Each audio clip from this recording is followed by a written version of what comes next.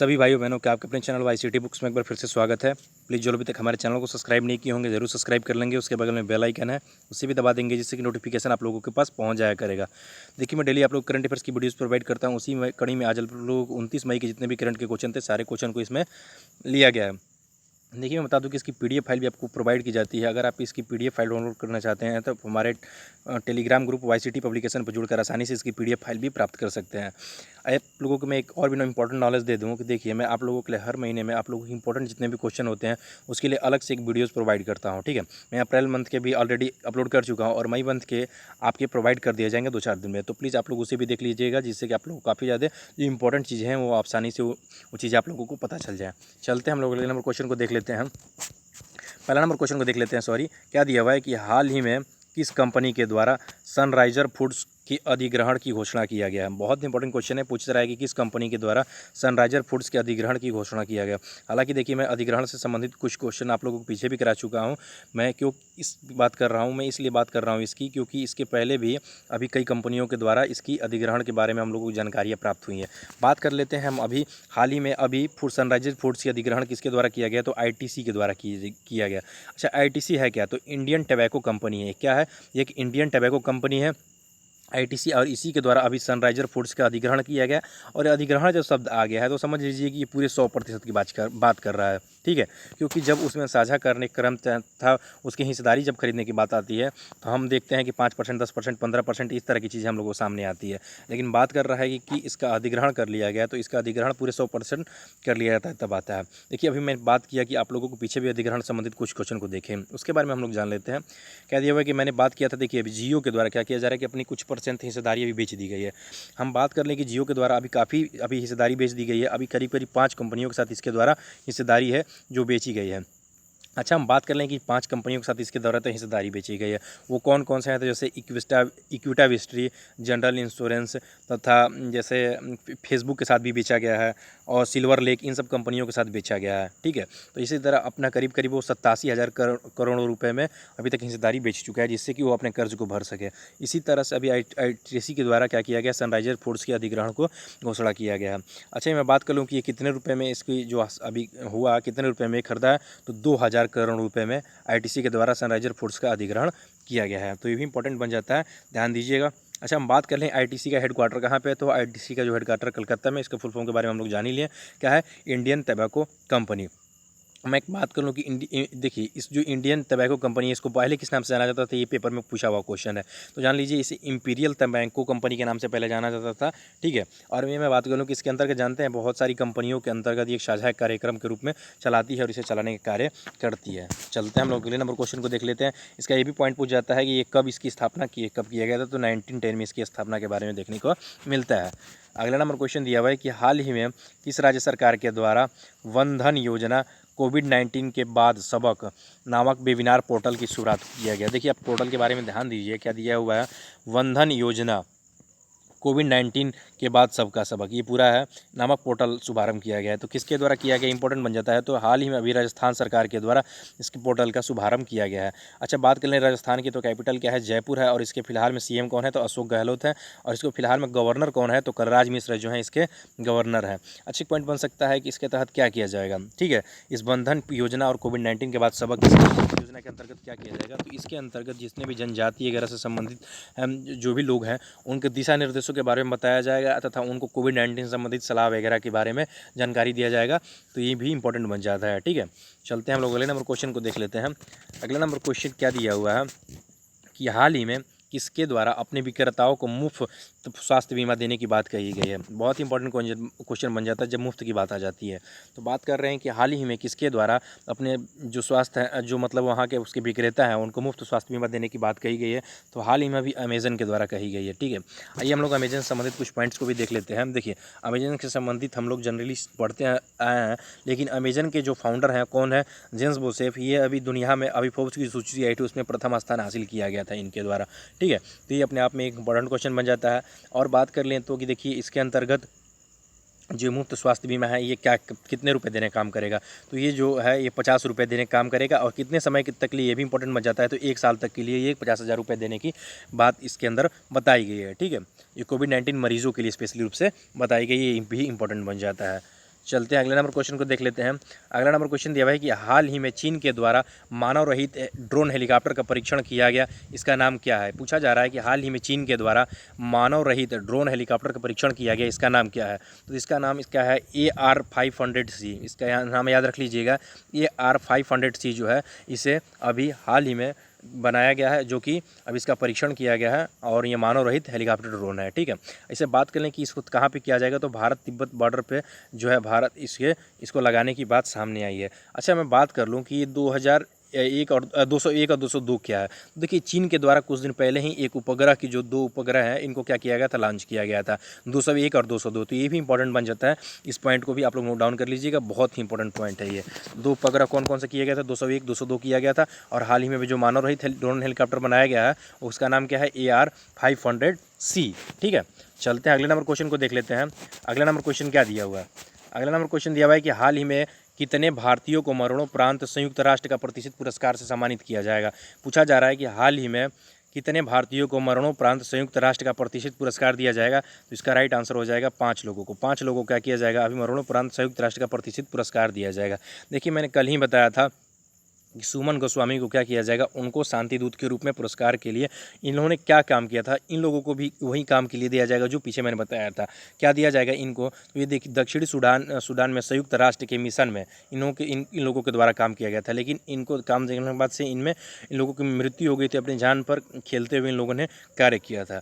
अभी उसी कड़ी में अभी जो शांति दूत हैं, शांति दूत के रूप में हम लोग क्या मनाते हैं, अंतर्राष्ट्रीय शांति दिवस दूत के रूप में यूनाइटेड नेशन के द्वारा मनाया जाता है। इसी दिन क्या किया जाएगा, 29 मई को ही ये पुरस्कार प्रदान किया गया है। तो इम्पोर्टेंट है, इसे ध्यान दीजिएगा। मैं बात कर लूँ कि ये 5 लोगों को दिया जाएगा, इसके अलावा जो 83 सैन्य पुलिस अधिकारी वगैरह हैं इनको भी देने की बात सामने आई है। ठीक है, अच्छा, ये पुरस्कार कौन सा पुरस्कार होगा ये मैंने कल भी नहीं बताया था और मैं आज यहाँ पे बताना चाहूँगा। ठीक है, ये कौन सा पुरस्कार है, तो दैंग हैमो स्कोलद पदक। ठीक है, याद कर लीजिएगा, दैंग हैमो स्कोलद पदक इसका नाम है। ठीक है, तो यही दिया जाएगा यूनाइटेड नेशन के द्वारा। चलते हैं हम लोग अगले नंबर क्वेश्चन को देख लेते हैं। अगला नंबर क्वेश्चन दिया हुआ है कि हाल ही में किसके द्वारा कॉलिंग एप्लीकेशन कैचअप लॉन्च किया गया है। बहुत इंपॉर्टेंट क्वेश्चन बन जाता है। पूछा जा रहा है कि हाल ही में किसके द्वारा कॉलिंग एप्लीकेशन कैचअप को लॉन्च किया गया है। इसका राइट आंसर क्या हो जाएगा, इसका राइट आंसर हो जाएगा अभी फेसबुक के द्वारा। फेसबुक के द्वारा भी हाल ही में कॉलिंग एप्लीकेशन कैचअप को लॉन्च किया गया है। अच्छा, इसके अंतर्गत होगा क्या, ये इंपॉर्टेंट बन जाता है। देखिए, मैं बता दूं कि अभी जो जूम ऐप था, तो इसमें आधिकारिक रूप से इसकी पुष्टि की गई थी भारतीय सरकार के द्वारा। इसका जो डेटा है वो क्या किया जा रहा है, लीक कर दिया जा रहा है। ठीक है, तो इसी को देखते हुए भी क्या किया जाता था, इसे अभी निरस्त करने की बात कही गई थी। हालांकि अभी बहुत ज़्यादा लोग इसको अभी भी उपयोग में ला रहे हैं, लेकिन कुछ दिन पहले मैंने पॉइंट आप लोगों को और भी बताया था कि टेलीग्राम जो है, इंडियन का टेलीग्राम है, उससे 100 लोगों को एक साथ क्या किया जाएगा, कॉलिंग करने की बात सामने आई थी कि ये बहुत जल्दी ये फीचर लाने वाला है टेलीग्राम।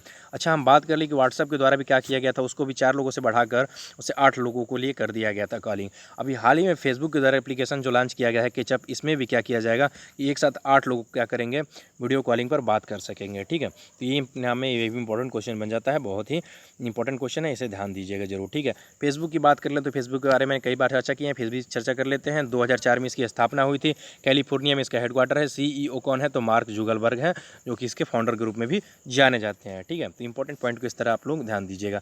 चलते हैं अगले नंबर क्वेश्चन को देख लेते हैं। अगला नंबर क्वेश्चन क्या दिया हुआ है कि हाल ही में किसने नाबार्ड के अध्यक्ष के पदभार संभाला है। हाल ही में पूछा जा रहा है किसके द्वारा नाबार्ड का जो अध्यक्ष है उसका पदभार संभाला गया है। GR चिंतला को, HK भावला को, मुकेश जोशी को, इनमें से कोई नहीं। इसका राइट आंसर देख लेते हैं। इसका राइट आंसर हो जाएगा GR चिंतला ने। GR चिंतला भी हाल ही में नाबार्ड के पदभार को संभालें। अब बात कर लें नाबार्ड क्या है, तो ये राष्ट्रीय कृषि, याद रख लीजिएगा, राष्ट्रीय कृषि से संबंधित ये हमारे संबंधित जितनी भी चीज़ें हैं, ग्रामीण विकास से संबंधित जो चीज़ें हैं इसके अंतर्गत आता है। इसका नाम ही है राष्ट्रीय कृषि एवं ग्रामीण विकास बैंक। ठीक है, इसमें ऋण देने वगैरह से संबंधित जो भी चीज़ें हैं इसके द्वारा किया जाता है। अच्छा, ये किसकी जगह लेंगे GR चिंतला, तो ये भी इंपॉर्टेंट बन जाता है। तो HK भावला के जगह ये लेने का कार्य करेंगे अभी हाल ही में नाबार्ड के रूप में। ठीक है, तो इंपॉर्टेंट पॉइंट है, इस तरह के पॉइंट को क्वेश्चन में देखने को मिलते हैं। चलते हैं अगले नंबर क्वेश्चन को देख लेते हैं। क्या दिया हुआ है कि हाल ही में नाइजर गणराज्य में भारत के नए राजदूत कौन बने हैं। पूछा जा रहा है कि हाल ही में नाइजर गणराज्य में भारत के नए राजदूत कौन बने हैं। बहुत इंपॉर्टेंट क्वेश्चन बन जाता है। तो इसका राइट आंसर क्या हो जाएगा, PK नायर को। PK नायर को अभी नाइजर गणराज्य में भारत के नए राजदूत के रूप में नियुक्त किया गया है। अच्छा, PK नायर को अभी गणराज्य के रूप में, नाइजर गणराज्य के रूप में नियुक्त किया गया है। तो बात कर लें वहाँ की कैपिटल क्या है, तो क्या है, वहाँ की नियामी जो है कैपिटल है। क्या है, नियामी वहाँ की कैपिटल है। करेंसी क्या है, तो इको है, याद रख लीजिएगा, इको। अच्छा, और राजेश अग्रवाल जो है अभी बात कर लें इसके फ़िलहाल में क्या है, अभी वहाँ के हमारे बने हुए हैं नाइजर के वहाँ राजदूत के रूप में जाने जाते थे, और इन्हीं के जगह लेंगने का काम करेंगे कौन, PK नायर। ठीक है, चलते हैं हम लोग अगले नंबर क्वेश्चन को देख लेते हैं। अगला नंबर क्वेश्चन दिया हुआ है कि हाल ही में किसके द्वारा उत्तराखंड में स्थित चंबा सुरंग का उद्घाटन किया गया है। पूछा जा रहा है कि चंबा जो सुरंग है इसका उद्घाटन हाल ही में कहाँ पे किया गया है, उत्तराखंड में किया गया। अपने आप में ये पॉइंट एक बन जाता है इंपॉर्टेंट। और पूछा जा रहा है कि ये किसके द्वारा किया गया है, ये भी इंपॉर्टेंट बन जाता है। तभी हाल ही में किसके द्वारा किया गया है, नितिन गडकरी। देखिए उत्तराखंड देखते त्रिवेंद्र सिंह रावत पर बताइएगा, और ये क्वेश्चन आप लोगों का तुरंत गलत हो जाएगा। बात कर लें किसके द्वारा उद्घाटन किया गया है, तो जो हमारे परिवहन मंत्री हैं उन्हीं के द्वारा हाल ही में नितिन गडकरी जो है इन्हीं के द्वारा क्या किया गया है, इसका उद्घाटन किया गया है। बहुत ही इंपॉर्टेंट पॉइंट है, इसे ध्यान दीजिएगा। अच्छा, हम इससे संबंधित कुछ और भी पॉइंट को देख लेते हैं। यहाँ तो पॉइंट हो गया कि चंबा सुरंग कहाँ पे है, उत्तराखंड में है, किसके द्वारा किया गया, नितिन गडकरी के द्वारा किया गया। अच्छा, ये बनाया किस पे जाएगा, याद लिखिएगा NH-94 जो हाईवे है उस पर बनाया जाएगा। ठीक है, और ये कितनी मीटर की होगी, 440 मीटर लंबी ये सुरंग है। इसी में अब बनवाया किसके द्वारा जा रहा है, ये भी इंपॉर्टेंट बन जाता है, BRO के द्वारा। ठीक है, बॉर्डर रोड ऑर्गेनाइजेशन के द्वारा इसे बनवाया जा रहा है, ये भी इंपॉर्टेंट है। और फिलहाल में यहाँ के CM कौन है, त्रिवेंद्र सिंह रावत है। ठीक है, अब बेबी रानी मौर्य जो है यहाँ पर अभी गवर्नर के रूप में बनी हुई है, और देहरादून इसकी क्या है, कैपिटल है। चलते हैं अगले नंबर क्वेश्चन को देख लेते हैं। अगला नंबर क्वेश्चन दिया हुआ है कि हाल ही में PFC ने किस राज्य में विभिन्न परियोजनाओं के लिए NBPCL के साथ समझौता किया है। पूछा जा रहा है कि PFC ने किस राज्य में विभिन्न परियोजनाओं के लिए NBPCL के साथ समझौता किया है। देखिए मैं इसीलिए कहता हूँ कि देखिए थोड़ा सा टफ क्वेश्चन हो जाता है, चाहे लंबा क्वेश्चन हो जाता है, तो इसके वजह से क्या किया जाता है, शॉर्ट में उसको रखने के लिए कोशिश किया जाता है। हालांकि मैं इसके डिटेल बताता हूँ आप लोगों को, लेकिन कुछ लोग होते हैं सिर्फ PDF देखते हैं, तो PDF में आप लोगों को आंसर देख लेंगे, लेकिन उस चीज़ें आसानी से वो चीज़ें समझ में नहीं आ पाती हैं।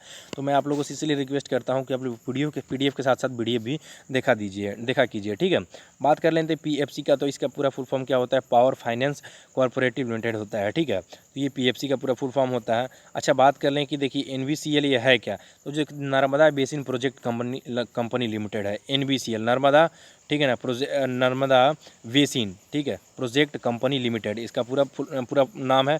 अच्छा, बात कर ले कि हम PFC की स्थापना कब हुई थी, ये भी इंपॉर्टेंट हो जाता है। तो ये 1986 में इसकी स्थापना किया गया था। कहाँ पे इसका हेडक्वार्टर है, न्यू दिल्ली में इसका हेडक्वार्टर है। तो ये भी इंपॉर्टेंट है, इस तरह क्वेश्चन को आप लोग ध्यान दीजिएगा। ठीक है, अच्छा, ये किया पे कहाँ पे गया है, ये भी इंपॉर्टेंट बन जाता है। किस राज्य में विभिन्न परियोजनाओं के लिए किया गया है, तो ये मध्य प्रदेश में किया गया है। ठीक है, इसे ध्यान दीजिएगा। अगले नंबर क्वेश्चन को देख लेते हैं। अगला नंबर क्वेश्चन क्या दिया हुआ है, अगला नंबर क्वेश्चन दिया हुआ है कि हाल ही में WHO ने हाइड्रोक्सीक्लोरोक्विन की दवा के द्वारा कोविड-19 मरीजों के परीक्षण पर रोक लगा दिया गया। देखिए मैं बात करूं कि भारत क्या कर रहा था कि अभी कई देशों को, आप लोग जानते हैं कि कई देशों को अभी हाइड्रोक्सीक्लोरोक्विन दवा भेजने के लिए अभी राजी हुआ था। ठीक है, जैसे अमेरिका, इजराइल, ब्राज़ील जैसे देशों को भी भेजा था। हालांकि मैं बात कर लूँ बांग्लादेश वगैरह जैसी चीज़ों को भी भेजा था, अफगानिस्तान जैसे जगहों को भी। अच्छा, बात कर ले कि क्यों लगा दिया गया, ये इंपॉर्टेंट बन जाता है। WHO ने हाइड्रोक्सीक्लोरोक्विन की दवा पर, क्योंकि इसमें जो क्या किया जा रहा है कि मरीजों के ऊपर इसका परीक्षण किया जाता है, स्पेशली इन लोगों पर रोक लगा दिया गया कि मरीजों पर इसका कोई परीक्षण नहीं कर सकते हैं। ठीक है, किसी प्रकार की जाँच वगैरह नहीं कर सकते हैं, तो अब WHO के द्वारा इसकी रोक लगा दी गई है। चलते हैं अगले नंबर पॉइंट को देख लेते हैं। अगला नंबर पॉइंट दिया हुआ है कि हाल ही में आई मॉर्गन स्टैनली की रिपोर्ट के अनुसार कोविड-19 के बाद ऑनलाइन शॉपिंग का खर्च दोगुना हो जाएगा। देखिए एक मॉर्गन स्टैनली की रिपोर्ट है, उन्हीं के अनुसार अभी बताया जा रहा है कि जो ऑनलाइन का शॉपिंग हो उनका खर्च क्या हो जाएगा, दोगुना हो जाएगा। तो इस तरह के पॉइंट को आप लोग ध्यान दीजिएगा। चलते हैं अगले नंबर पॉइंट को देख लेते हैं। अगला नंबर पॉइंट क्या दिया हुआ है कि हाल ही में IMF ने कोविड-19 से लड़ने के लिए म्यांमार को $700 मिलियन ऋण देने की बात कही गई है। पूछा जा सकता है कि अभी किसको ये देने की बात कही जा रही है, तो अभी हाल ही में कोविड-19 के लिए IMF के द्वारा, इंटरनेशनल मॉनेटरी फंड के द्वारा म्यांमार को $700 मिलियन ऋण देने की बात कही गई है। अच्छा, आप लोगों से यहाँ पर मैं एक क्वेश्चन पूछूंगा, जरूर बताइएगा इसका राइट आंसर कि IMF के द्वारा, इसके पहले मैंने बताया था आप लोगों को किसको ऋण देने की बात कही गई थी, अभी IMF के द्वारा। तो ये पॉइंट भी आप लोगों को बताना है, इसका राइट आंसर कमेंट में बताइएगा। ठीक है, मैंने आप लोगों को पीछे इसके बारे में बताया है। ठीक है, चलते हैं। देखिए मैं बता दूं कि इसकी आंसर की भी प्रोवाइड किया हुआ है। अगर आप इसकी PDF फाइल चाहते हैं तो हमारे टेलीग्राम ग्रुप YCT पब्लिकेशन पर जुड़कर आसानी से इसकी PDF फाइल भी प्राप्त कर सकते हैं। तो प्लीज़ आप लोग हमारे चैनल से जुड़िए, चैनल को लाइक कीजिए और चैनल को सब्सक्राइब कीजिए, और वीडियो अच्छा लगे तो लाइक ज़रूर कीजिए। और किसी प्रकार की बुक्स आप चाहते हैं तो आप हमारे चैनल से जुड़कर आसानी से उस बुक्स को परचेज भी कर सकते हैं। थैंक यू दोस्तों, थैंक यू।